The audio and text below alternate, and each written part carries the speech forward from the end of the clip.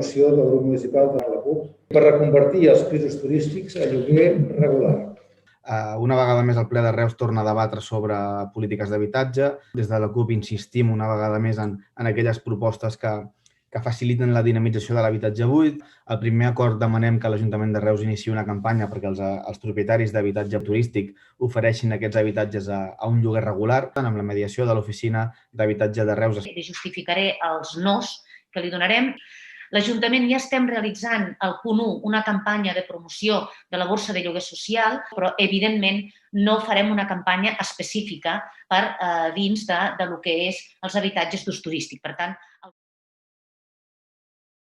Moció del grup municipal de Ciudadanos de Reus per l'elaboració d'un pla municipal en contra de l'ocupació il·legal d'habitatges. Es necesario actuar en defensa de la ley de la propiedad privada, ya que la ocupación es un acto ilegal que merece el reproche de los poderes públicos.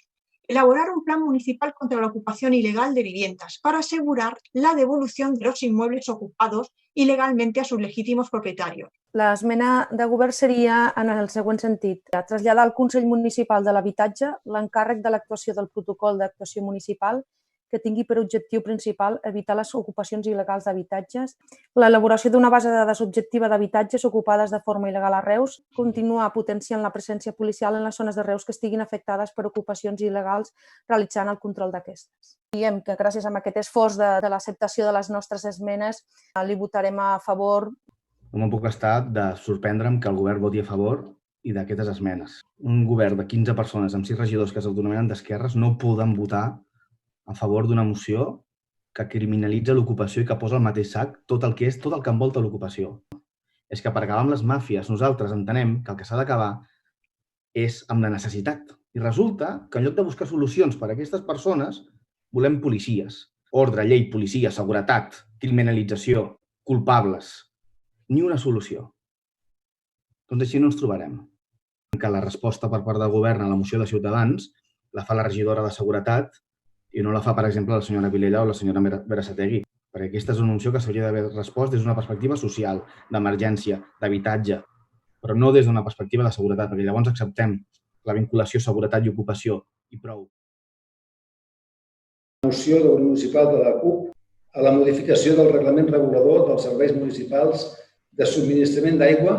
L'empresa municipal Aigües de Reus ha efectuat talls de subministrament d'aigua a blocs sencers on s'hi allotjaven 12 famílies en situació de vulnerabilitat. Però hi ha hagut famílies que han passat tot l'estiu de pandèmia amb fills menors sense aigua corrent i sense solucions ni alternativa. Modificar el reglament regulador dels serveis municipals de subministrament d'aigua i sanejament d'aigües de Reus amb la intenció de garantir l'accés al subministrament a les persones i famílies en situació de risc social i pobresa energètica. Que el govern n'és conscient i treballa per reduir aquesta pobresa, intentant oferir oportunitats a les persones que ho necessiten per sortir-ne.